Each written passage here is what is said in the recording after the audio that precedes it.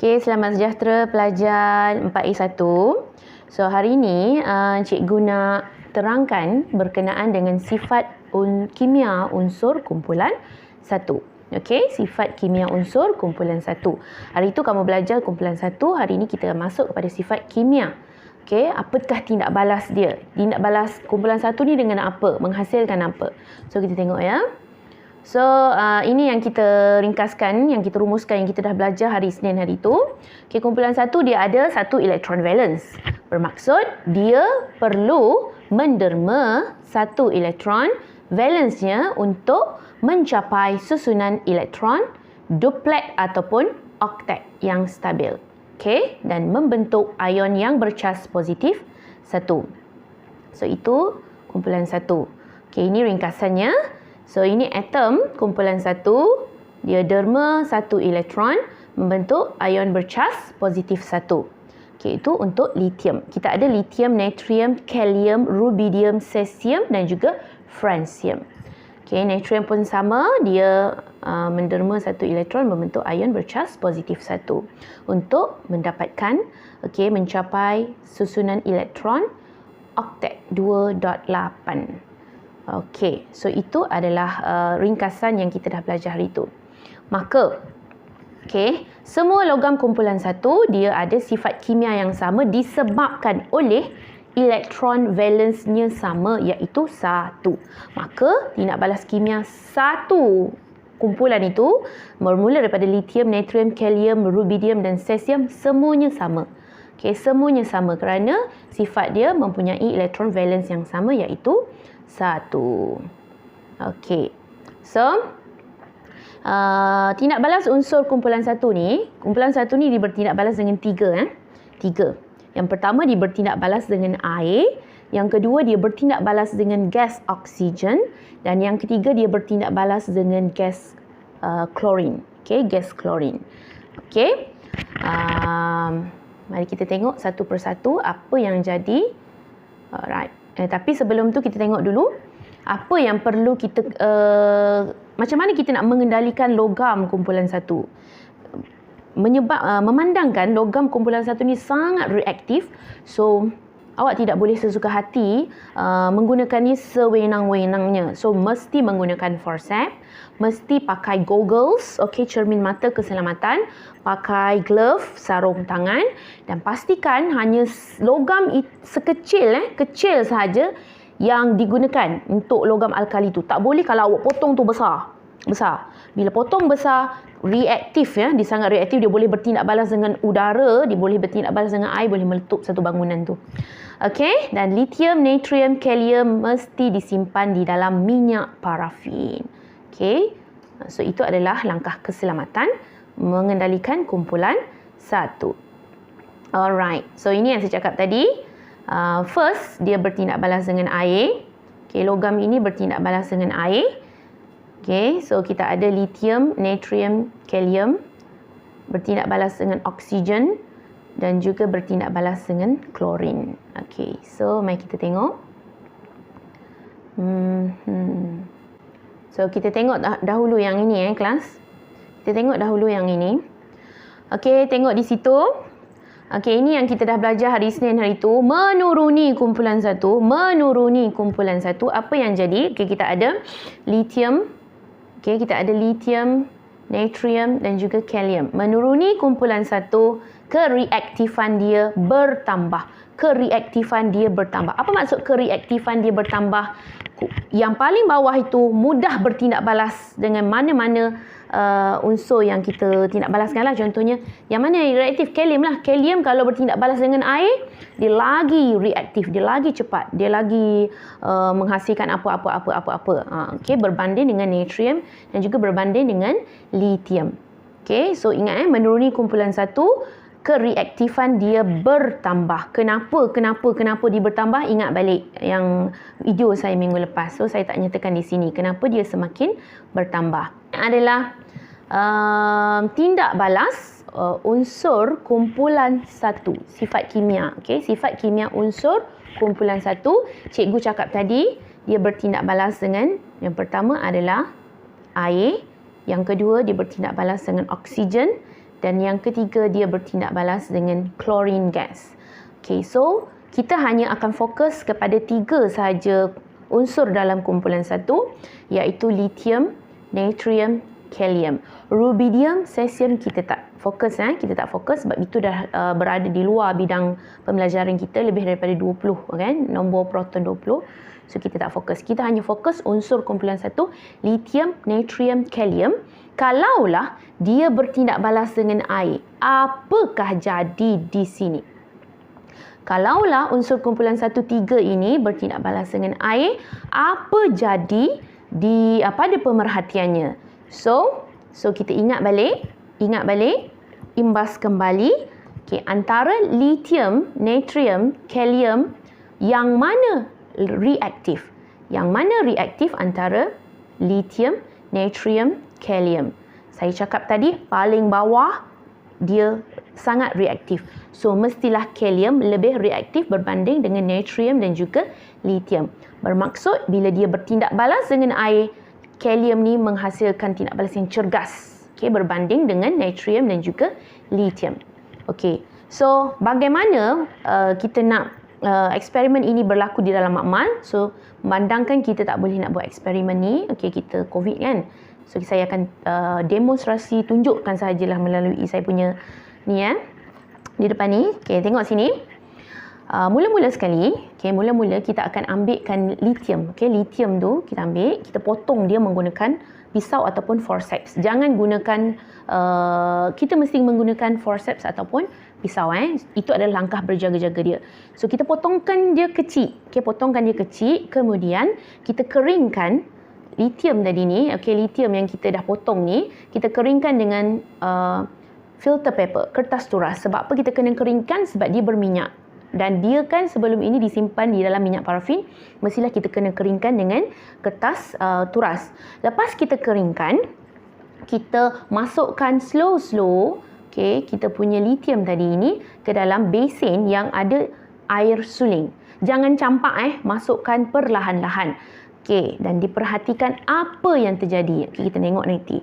Lepas kita dah catat pemerhatian untuk lithium, kita ulang untuk natrium dan juga, sebelum kita ulang dengan natrium dan juga kalium, okay, lepas kita dah masukkan di dalam besen berisi air, kita perhatikan apa yang terjadi. Kemudian kita ambil kertas litmus merah, litmus merah. Kita celupkan litmus merah ini di dalam besen berisi air tadi.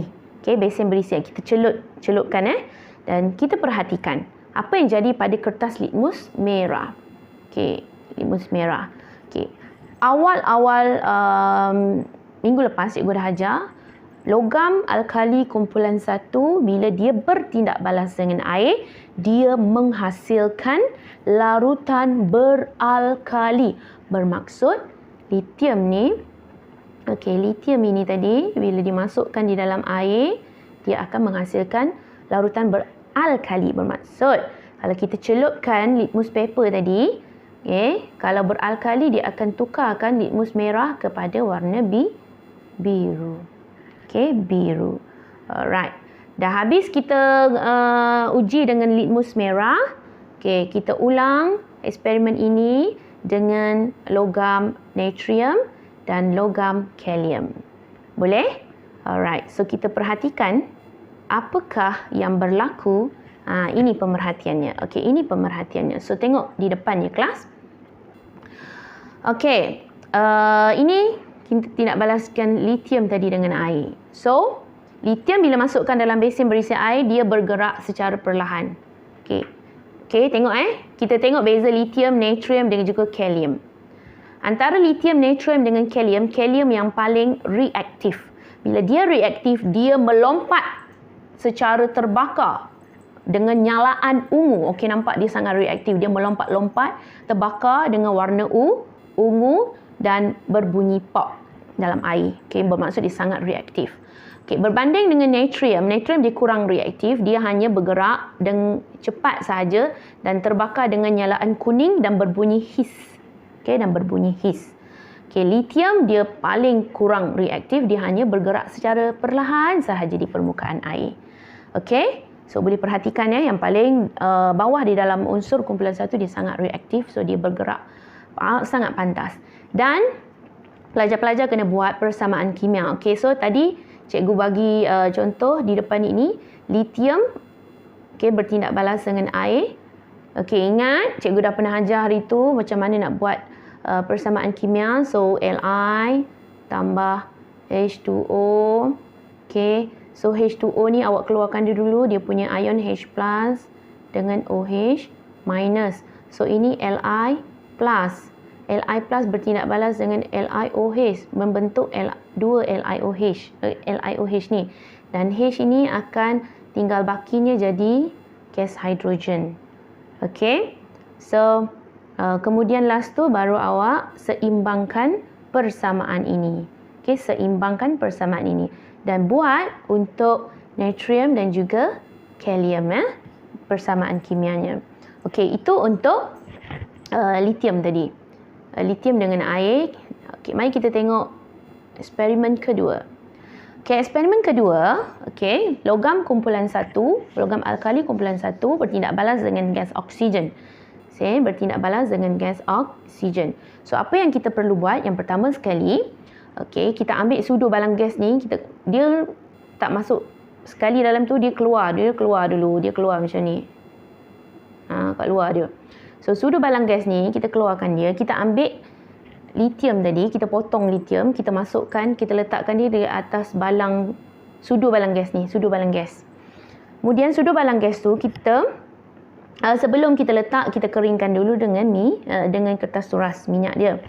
Kemudian kita letak dekat dia punya sudu ni, kita bakar dia di luar. Lepas kita bakar, kita masukkan dia sudu ni ke dalam balang gas ini. Okey, kita masukkan sudu tu ke dalam balang gas yang ada gas oksigen. Kita bakar sampai dia selesai. Okey, dalam tu kita bakar sehingga dia selesai tindak balas dalam tu. Kemudian lepas selesai, kita masukkan air suling ke dalam balang gas ini. Sampai sinilah, sampai 10 cm padu kita masukkan. Last tu kita celupkan kertas litmus warna merah untuk perhatikan ada tak larutan beralkali itu. Okey, so kamu rasa ada tak? Mestilah ada. So kertas litmus merah akan tukar menjadi warna biru. Okey, menunjukkan larutan tu adalah larutan alkali. Okey, so itu untuk litium. Okey, habis untuk litium, kita ulang untuk natrium dan juga kita ulang untuk kalium. Kita tengok apa yang terjadi. Okey, kita tengok apa yang terjadi. Alright. So ini tindak balas dengan oksigen tadi. Okey, tindak balas dengan oksigen. Saya cakap litium, natrium dan juga kalium menuruni kumpulan kalium lebih reaktif. Bermaksud bila dia bertindak balas dengan oksigen, dia akan menghasilkan nyalaan warna ungu. Okey, kalau nyalaan ungu ni memang dia sangat-sangat reaktif. Ungu yang sangat terang dan dia akan membentuk satu oksida logam berwarna putih. Okey, dia akan membentuk pepejal logam berwarna putih. Okey, kemudian alright, oksida logam ni, oksida logam ni. Okey, memandangkan natrium, natrium dia kurang reaktif, dia hanya menghasilkan nyalaan kuning sahaja. Okey, nyalaan kuning dan membentuk oksida logam yang samalah, dia warna putih je semua. Okey, warna putih sahaja semua. Litium dia sangat kurang reaktif, dia hanya terbakar dengan nyalaan merah. Okey, nyalaan merah membentuk oksida logam berwarna merah. Okey, sebenarnya bukan warna merah ya kelas. Dia warna putih. Okey, warna putih. Ni silap ni. Merah ni salah. Warna putih. Alright. Membentuk oksida logam berwarna putih. Okey, ni silap bukan merah, putih. Dia semuanya membentuk oksida logam berwarna putih. Okey, itu untuk oksigen. Okey, so kelas awak lengkapkan persamaan kimia ini. So di sini dia nampak Li tambah oksigen. Okey, dia akan bentuk LiO. Okey, awak gunakan kaedah silang. Kemudian seimbangkan persamaan ini baru dapat 4 dengan 2 tu. Okey, gunakan untuk natrium dan juga kalium juga. Okey, so itu dengan oksigen. Okey, dan last sekali unsur kumpulan 1 dengan gas klorin. Okey, kaedahnya sama dengan gas oksigen tadi. Mula-mula, okey, sudu balang gas ini dikeluarkan dia keluar macam tu. Sudu balang gas ni dia keluar. So, sudu balang gas ini mula-mula kita potongkan lithium, kita keringkan dia, kita letakkan dekat dia punya permukaan sudu tu. Okey, kat sudu tu, kita bakar dia dekat luar. So, bila kita bakar dia, lepas tu kita masukkan di dalam balang gas. Okey, kita masukkan di dalam balang gas yang berisi gas klorin. Kita masukkan dia sampai tindak balas tu selesai, dah habis terbakar semua. Kita masukkan, okey, air suling. Okey, air suling, kita masukkan air suling dalam ni. Kemudian kita celupkan kertas litmus warna merah untuk tengok ada tak larutan itu betul tak larutan beralkali. Okey, dan dia mestilah larutan beralkali. Okey, dan dia akan menukarkan kertas litmus merah kepada warna biru. So, itu untuk lithium. Okey, dah habis tindak balas untuk lithium, kita ulang untuk natrium dan juga kalium. Dan kita perhatikan apa yang terjadi untuk gas klorin. Okey. Bagi gas klorin, okey, sama juga macam tadi. Okey, menuruni kumpulan 1, kalium lah yang paling reaktif antara tiga-tiga logam ini. So, mestilah dia akan menghasilkan nyalaan nyalaan ungu. Ingat, nyalaan ungu ni sangat terang. Okay, nyalaan ungu yang sangat terang. Berbanding dengan natrium menghasilkan nyalaan kuning sahaja dan lithium menghasilkan nyalaan merah sahaja. Okey, so sama juga macam kita punya dapur. Tahu dapur gas kita. Kalau api mak kita tu warna merah, dia tak panas kan? Okey, warna biru, betul tak? Biru dengan ungu. Biru tu dengan ungu tu sama. Biru tu dia sangat panas. So, bila sangat panas, dia sangat reaktif lah. So, buat dia punya persamaan kimia, lithium bertindak balas dengan klorin gas. Okey, dia akan menghasilkan lithium klorida. So, macam mana dapat ini? Imbas kembali saya punya ajaran saya sebelum ni. Keluarkan charge dia Li plus dengan Cl minus. So, awak crosskan dia. Kemudian akan dapatkan sebatian ini. Lepas itu, baru awak seimbangkan persamaan. So, buat untuk natrium dan juga kalium bagi persamaan kimianya. Okey, so itu sahajalah untuk unsur di dalam kumpulan 1. Okey, unsur di dalam kumpulan 1. So, saya harap penerangan saya sangat jelas. Okey, untuk awak fahamkan unsur kumpulan 1. So, di sini saya rumuskan sekali lagi.